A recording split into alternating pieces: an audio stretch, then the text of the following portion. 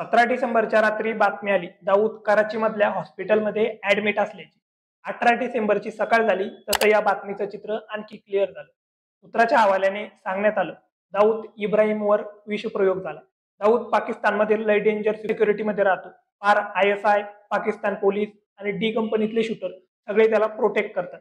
ही गोष्ट मी शाळेत असल्यापासून फेमस आहे. त्यामुळं साहजिक प्रश्न पडला, दाऊदला विष दिलं कुणी असेल. सोशल मीडियावर हुडकलं तेव्हा उत्तर दिसलं, अननोन मेन.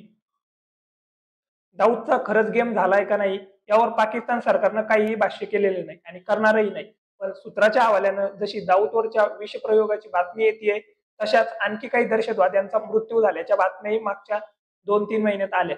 विशेष गोष्ट ही की सगळे दहशतवादी भारतात हल्ला करण्यात किंवा हल्ल्याचं प्लॅनिंग करण्यात थेट सहभागी होते. सगळ्यांचा मृत्यू एकाच पॅटर्न मध्ये झाला. प्रत्येक मृत्यूवेळी बोट दाखवण्यात आलं ते अननोन मेनकडे. त्याचं कनेक्शन लावलं गेलं भारताच्या गुप्तचर यंत्रणाशी आणि अजित डोवाल या नावाशी. या घटना देशाबाहेर घडताय तरी प्रत्येक वेळी अजित डोवाल यांचंच नाव समोर का येतं पाहूया आजच्या या व्हिडिओमधून. नमस्कार, मी ज्ञानेश आणि तुम्ही पाहताय DC मराठी. विशेष म्हणजे अजित डोवाल यांचा इतिहास तर डोवाल हे 1968च्या केरळ बॅचचे IPS अधिकारी.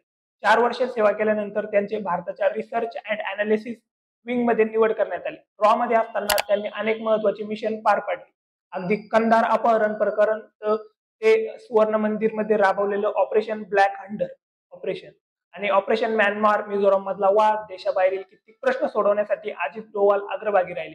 इंदिरा गांधी, नरसिंह राव, अटल बिहारी, नरेंद्र मोदी या सगळ्या पंतप्रधानांसोबत त्यांनी काम केलं. त्यांचा हाच इतिहास त्यांनी केलेल्या कामाची झलक दाखवतो आणि त्यांच्या ताकदीचा अंदाजही देतो. दुसरा विषय म्हणजे अजित डोवाल यांची सध्याची पोझिशन. पोलीस दलात काम, त्यानंतर रॉ मध्ये महत्वाचं काम, इंटेलिजन्स ब्युरोचे अनेक वर्ष नेतृत्व करणारे अजित डोवाल IB चे चीफ म्हणूनच निवृत्त झाले. मात्र 2014ला त्यांची भारताची राष्ट्रीय सुरक्षा सल्लागार म्हणून नियुक्ती झाली आणि ती आजपर्यंत कायम आहे. राष्ट्रीय सुरक्षा सल्लागार असणाऱ्या अजित डोवाल यांना raw, IB, NIA, MI, NTRO, DIA अशी प्रत्येक सुरक्षा यंत्रणा रिपोर्ट करते. म्हणजेच महाराष्ट्रात केलेली कारवाई असेल किंवा इंटेलिजन्स ब्युरोने विदेशात केलेली कारवाई असेल, सगळ्या गोष्टींचा टॉप कंट्रोल हा डोवाल यांच्याच हातात असतो. साहजिक भारत विरोधी कारवाई करणाऱ्या त्या बातम्यामध्ये आले की अजित डोवाल यांचं नाव देखील येतं. तिसरा विषय म्हणजे डोवाल यांची काम करण्याची पद्धत. असं सांगण्यात येतं की रॉ मध्ये असताना ते अंडर कव्हर एजंट म्हणून लाहोर मध्ये 7 वर्ष राहिले. ऑपरेशन म्यानमार दरम्यान म्यानमारच्या हद्दीत 2 किलोमीटर आत घुसून 100 कोटी दरवाजांना संपवण्याचं मिशन राबवलेलं. त्यात पाकिस्तानमध्ये झालेलं सर्जिकल स्ट्राईक आणि एअर स्ट्राईक हे सुद्धा अजित डोवाल यांनीच पडद्यामागून लीड केलं होतं. थेट शत्रूला घरात घुसून डाऊन करण्याच्या त्यांच्या या पद्धतीने पाकिस्तानातल्या दाऊद प्रकरणातही त्यांच्याच नावाची चर्चा होत आहे. दाऊदला भारतात आणण्याचा किंवा संपवण्याचा डोवाल यांचा थेट सहभाग होता. दाऊदला संपविण्याचा पहिला प्रयत्न झाला तो 1994 मध्ये. मुंबई स्फोटानंतर वर्षभरामध्ये रॉने 4 लोकांचा एक हिट स्क्वॉड बनवला. त्यांना प्रशिक्षण दिलं. नेपाळ मार्गे पाकिस्तानमध्ये पाठवलं. क्लिप्टन हाऊसमध्ये राहणाऱ्या दाऊदला ट्रॅकही करण्यात आलं. योग्य संधी साधून दाऊदला उडवण्याचा प्लॅन आखण्यात गेला. पण ऐन मोकेच्या क्षणी हिट स्क्वॉडला शस्त्र मिळाली नाही. पण त्यातच त्या काळी केंद्र सरकारकडून सुद्धा शेवटच्या क्षणी ग्रीन सिग्नल मिळाला नाही. म्हणून आणि सुटलेला दाऊद अलर्ट झाला. रॉच्या अधिकाऱ्यांसोबत हा प्लॅन आखण्यात डोवाल सुद्धा ऍक्टिव्ह होते. पण तपास यंत्रणांनी दुसऱ्याच वर्षी नवीन प्लॅन केला, दाऊदला मुंबईत आणण्याचा. दाऊद ISIच्या माणसांसोबत स्पेशल विमानाने पाकिस्तान बाहेर पडतो याची माहिती IB आणि रॉला मिळाली. प्लॅन आखला गेला. दाऊद त्याच्या विमानाने पाकिस्तानच्या हवाई क्षेत्राबाहेर आला की भारतीय एजंटची विमानं त्याच्या विमानाला घेरणार. याच ट्रॅपमधून त्याचं विमान मुंबईत उतरायला लावणार.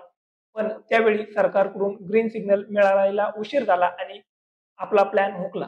त्यानंतर दाऊदला उडवण्याचा किंवा भारतात आणण्याचा सर्वात मोठा प्लॅन झाला तो 2005 मध्ये. IB ने एक खतरनाक ऑपरेशन आखलं होतं. ऑपरेशन अजित डोवाल IB चे चीफ म्हणून रिटायर झाले. पण काही दिवसात इंटेल आली की दाऊदच्या मुलीचं दुबईमध्ये लग्न होणार आहे आणि लग्नाला दाऊद उपस्थित राहणार आहे. 1994 नंतर दाऊदचं पहिल्यांदाच फिक्स लोकेशन समजलं होतं. डोवाल पुन्हा ऍक्टिव्ह झाले. त्यांनी दाऊदला दुबईत उडवण्याचं ठरवलं. त्यासाठी त्यांनी छोट्या राजांची मदत घेण्याचं ठरवलं. दाऊद आणि राजांचं या मधल्या काळामध्ये यांचा जो राग होता तो शिगेला पोहोचला होता. काट्याने काटा काढायचं ठरलं. राजांचे 2 शूटर भारतात आले. IB ने त्यांना ट्रेन केलं. कागदपत्र बनवण्यात आली. आपला तर हा प्लॅन जर सक्सेसफुल झाला तर दाऊद मरणार होता आणि जगासमोर येणार होतं दाऊद हा छोट्या राजांच्या लोकांनी संपवला. प्लॅन फुल प्रूफ होता. यामध्ये काही चूक होऊ नये म्हणून स्वतः अजित डोवाल यांनी दिल्लीमध्ये छोट्या राजांच्या गँगस्टर विकी मल्होत्राला स्वतः भेटले होते.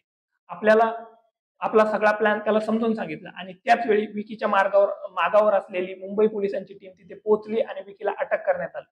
हे होते उजेडात आलेले दाऊदला उडवण्याचे प्लॅन. तर ही माहिती तुम्हाला कशी वाटली कमेंट करून नक्की सांगा आणि अशाच माहितीसाठी डीसी मराठी या YouTube चॅनलला सबस्क्राईब